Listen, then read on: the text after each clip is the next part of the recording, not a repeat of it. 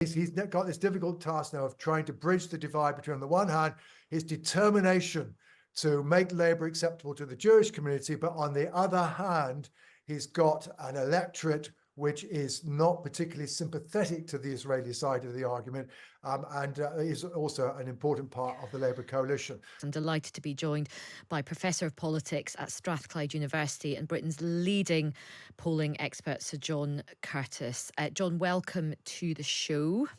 Hi, Aisha. So, look, what's your take on what happened on Thursday? One of our listeners has just messaged in going, Galloway in Parliament is going to be like itching powder in Sunak's smalls. No doubt Keir Starmer's as well. Do you think that's going to be the case, John?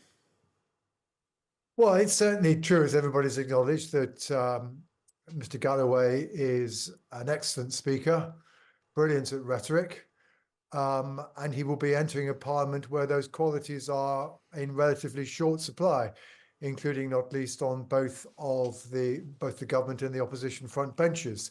And to that extent, at least, one can certainly see how he may well be able to use the theatre of the House of Commons to put forward his case. And it will be perhaps fairly obvious to people that neither Mr. Sunak nor Sir Keir Starmer are able to match him, at least so far as the rhetorical arts of politics are concerned. And also politics is the art of communication, so that's not to be discounted. But look, lots of people are saying, you can't read too much into this. It was a highly unusual by-election. Sure. But what lessons do you think, what should the Labour Party be looking at, for example?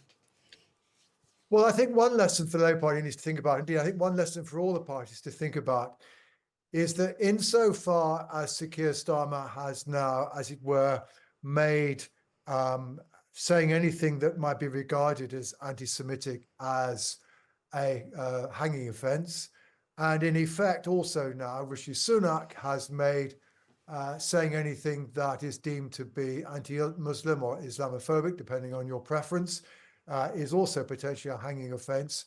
And given the way in which the tape that brought down Mr. Ali was used, i.e. after nominations, I think there is needs to be an appreciation in both parties of the risk that they have now presented themselves with, which is that basically once nominations are over for the general election, I think we should be looking to see whether or not tapes, tweets or whatever suddenly mysteriously emerge, demonstrating either that a particular Conservative candidate has said something that's unacceptably anti-Muslim, or some Labour candidate who says something that's unacceptable vis-a-vis the Jewish community. I mean, that is now a risk that I think has been created by the way in which we have made comments of that kind, for reasons I understand, but there is a price to be paid.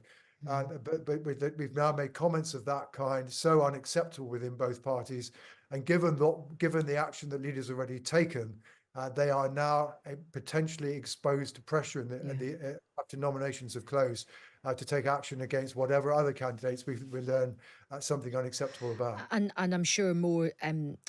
I'm sure more things will come out as we get into the heat of the short campaign.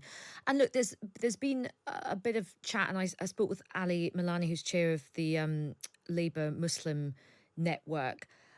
There's lots of commentary on the fact that many in the Muslim community are feeling like they are not going to be supportive of the Labour Party.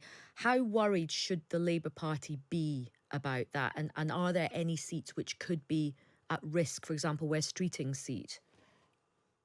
Well, the honest truth is that most of the seats where there is a substantial Muslim population and are represented by a Labour MP, and certainly Muslim populations of the kind of size that was in Rochdale, around 30%, they are safe Labour seats. So, and given that one accepts that George Galloway's campaigning ability is unique, it's unlikely that whoever else stands in against Labour candidates in some of these constituencies, and at the moment, I think unless Gaza comes to an end, that is not unlikely, that they will not necessarily be able to win votes in the way that George Galloway is able to do. Although, of course, I think one of the things we will be looking out for now is whether or not Mr. Galloway is or is not capable of putting himself at the head of a coordinated attempt to try and get candidates in place.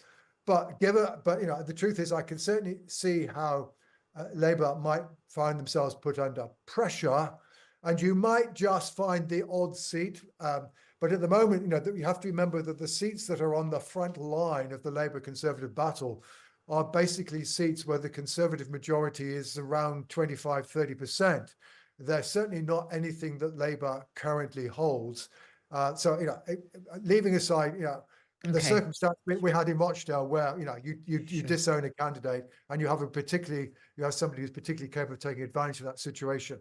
Yes, Labour might find themselves under pressure. It will be uncomfortable for Labour MPs. That's why they want Sir Keir Starmer to move, but it's Okay. unlikely that they're going to end up losing their seat.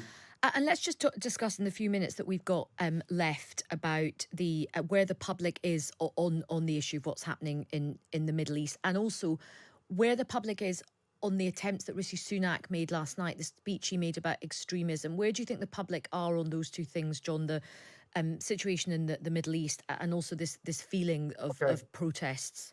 Well, so far as the Middle East is concerned, it's still the case that when people are asked, which side do you sympathize with more, the Israeli side or the Palestinian side, most people either say both equally or don't know.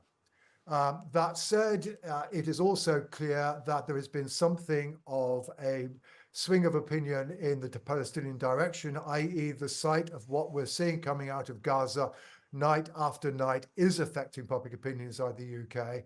And it's certainly now, and that is also including, of course, amongst Labour voters, we're now looking at a situation where over 40% of people who are Labour supporters are saying that they feel more sympathetic to the Palestinian side. So the truth is, Gaza isn't an issue for the Labour Party just amongst the Muslim community.